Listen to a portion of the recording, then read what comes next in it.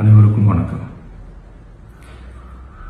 என் லைஃப்ல இந்த மாதிரி ஒரு பெயின்ஃபுல்லான ஒரு சிச்சுவேஷனை நான் ஃபேஸ் பண்ணதே கிடையாது.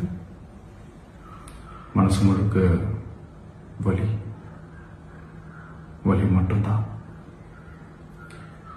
இந்த சுற்றுப்பயணத்தில் என்னென்ன மக்கள் பார்க்க வராங்க, அதுக்கு ஒரே ஒரு காரணம் தான், அவங்க என் மேலே வச்சிருக்கிற அன்பும் பாசம்.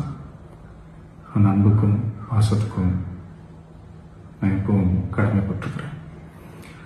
அதனால தான் இந்த சுற்றுப்பயணத்தில் மற்ற எல்லா விஷயங்களையும் தாண்டி மக்களுடைய சேஃப்டி, அதில் எந்த காம்ப்ரமைஸும் பண்ணிடக்கூடாதுன்றதுக்காக தான் அது என் மனசில் ரொம்ப ஆழமாக இருக்கும் அந்த எண்ணம்.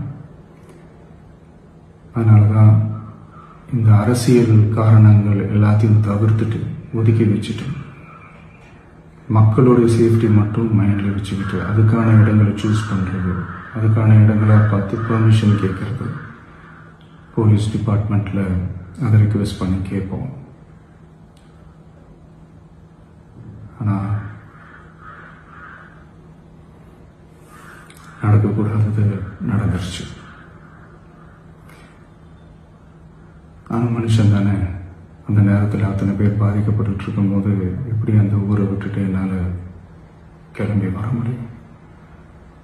நான் திரும்ப அங்கே போகணும்னு இருந்துச்சுன்னா அதை ஒரு காரணம் காட்டி அங்கே வேறு சில பதட்டமான சுச்சுவேஷன்ஸ், வேறு சில அசம்பாவிதங்கள் அந்த மாதிரி எதுவும் நடந்துடக்கூடாதுன்றதுக்காக தான் நான் அவாய்ட் பண்ணேன்.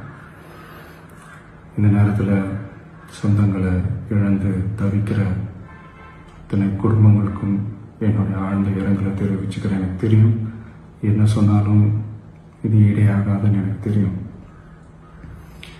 ஹாஸ்பிட்டலில் ட்ரீட் பண்ணிகிட்ருக்கிற எல்லாருமே சீக்கிரமாக க்யூர் ஆகி வரணுன்றதை இந்த நேரத்தில் நான் வேண்டிக்கிறேன். கூடிய சீக்கிரமே உங்கள் எல்லாரையும் நான் சந்திக்கிறேன். இந்த நேரத்தில் எங்களுடைய வலிகளை, எங்களுடைய நிலைமையை புரிஞ்சுக்கிட்டு எங்களுக்காக பேசின அரசியல் கட்சிகளை சார்ந்த நண்பர்கள், தலைவர்கள் அனைவருக்கும் என்னுடைய நன்றியை தெரிவிச்சுக்கிறேன்.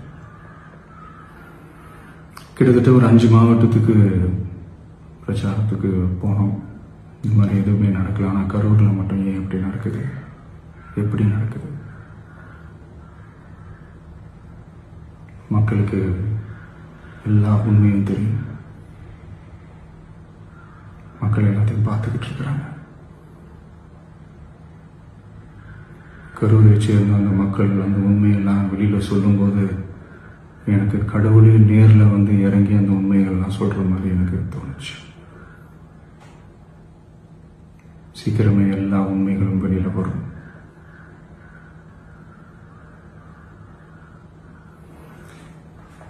எங்களுக்கு தரப்பட்ட இடத்துல நாங்கள் போய் அந்த ஸ்பாட்டில் நின்று நாங்கள் பேசிட்டோம். அதை தாண்டி எந்த தவறும் எங்கள் சைடில் நாங்கள் எதுவுமே செய்யலை. பட் இருந்தாலும் எங்கள் கட்சியை சேர்ந்த நிர்வாகிகள், தோழர்கள் மேலே எஃப்ஐஆர், அது மட்டும் இல்லை சோஷியல் மீடியாவை சேர்ந்த நண்பர்கள், தோழர்கள் அவங்க மேலே எஃப்ஐஆர்லாம் போட்டு இப்போ பிடிச்சிட்டு இருக்கிறாங்க.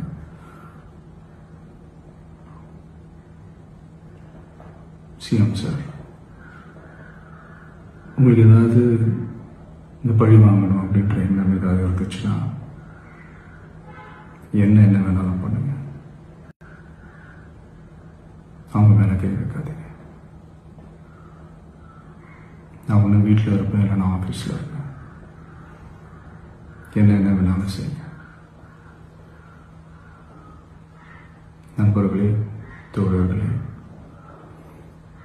நம்மளோட அரசியல் பயணம் இன்னும் ஸ்ட்ராங்கராக, இன்னும் தைரியத்தோட